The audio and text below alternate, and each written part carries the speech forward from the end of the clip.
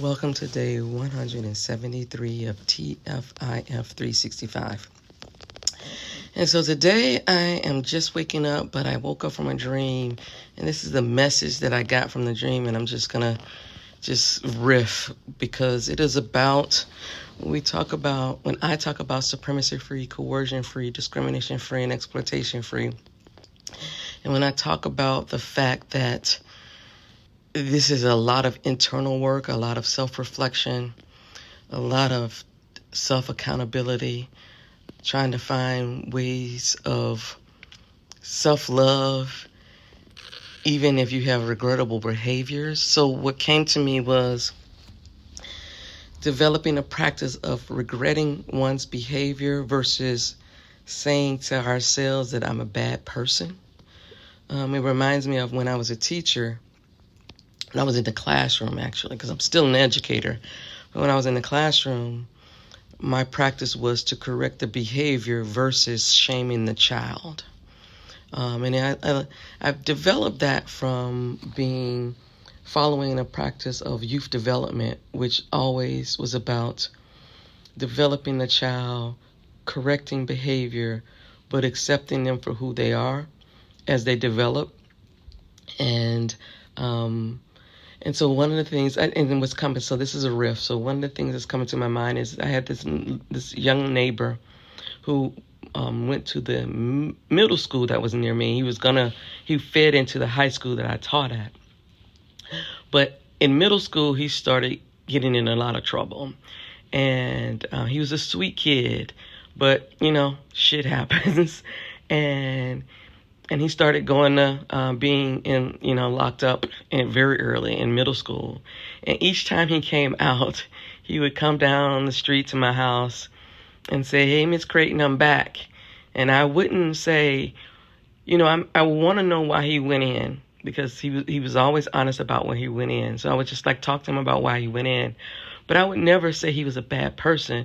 I would ask him about what about his behavior did he regret and did he learn from, and what choices he can make differently.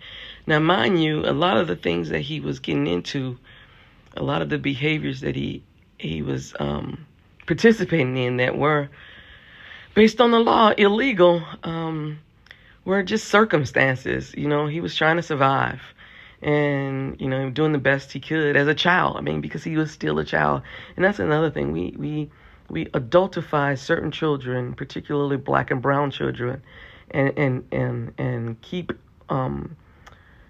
white children, privileged children, as infants. They are infants until they're 70, that's my boy.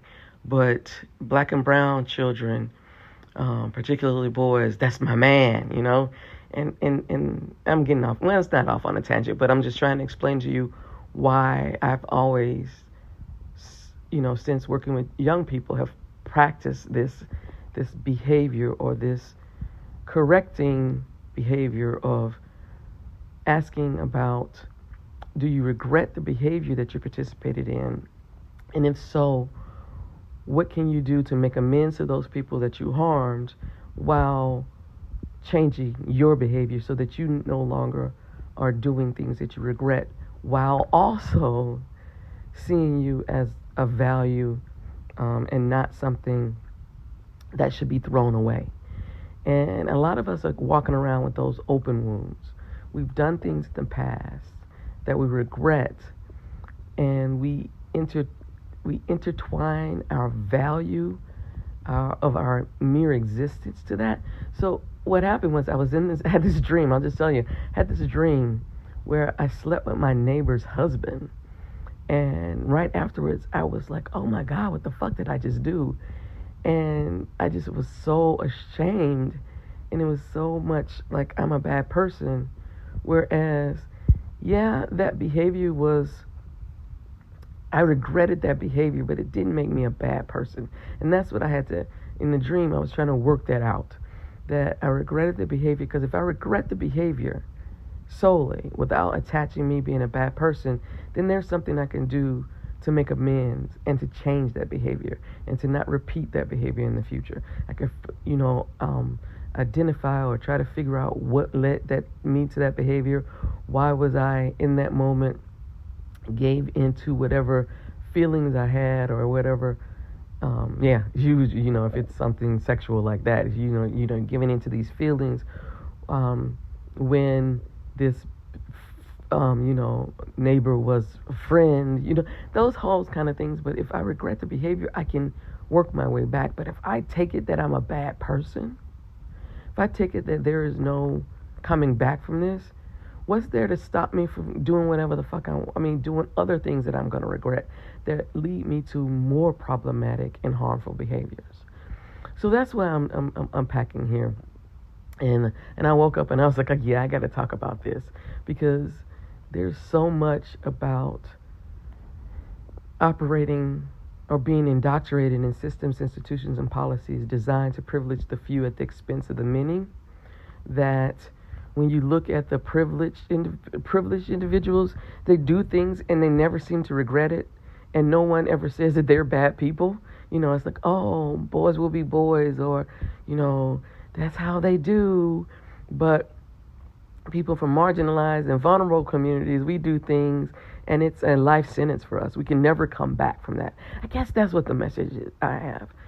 If you could do something and you truly regret your behavior, and you've done things, or you plan to do things, or you can do things to improve the situation, to make amends, to apologize, to ensure that you don't do those things in the future, that's a different path to take than if I'm a bad person, I can never be redeemed, and then what's the fuck? Why am I trying? What is the point? What is, and yeah, that's it. And that's the message I have for you today. Try to find those. I don't care what you've done. You've been on drugs. You've harmed people in very traumatic ways. And I'm not excusing it. And before you start, I'm not excusing it. It's about self-reflection. How the people you've harmed take that, how they respond to you coming back, that's their choice. But when you say you're a bad person, it doesn't leave much space for you to turn that behavior around, for you to seek a path of supremacy-free, coercion-free, discrimination-free, and exploitation-free. You may not even believe that you deserve supremacy-free, coercion-free, discrimination-free, and exploitation-free. And if there are so many of us walking around believing that we don't deserve that, then the work can't be done.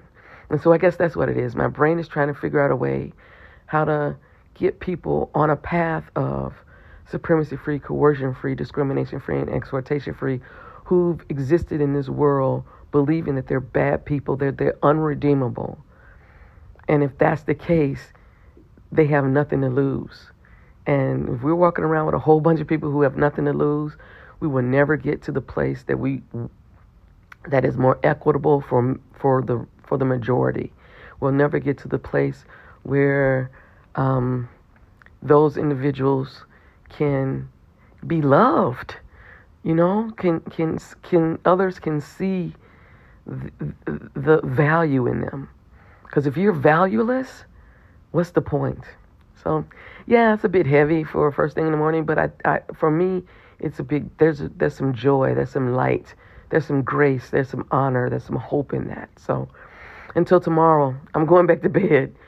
Until tomorrow, peace out.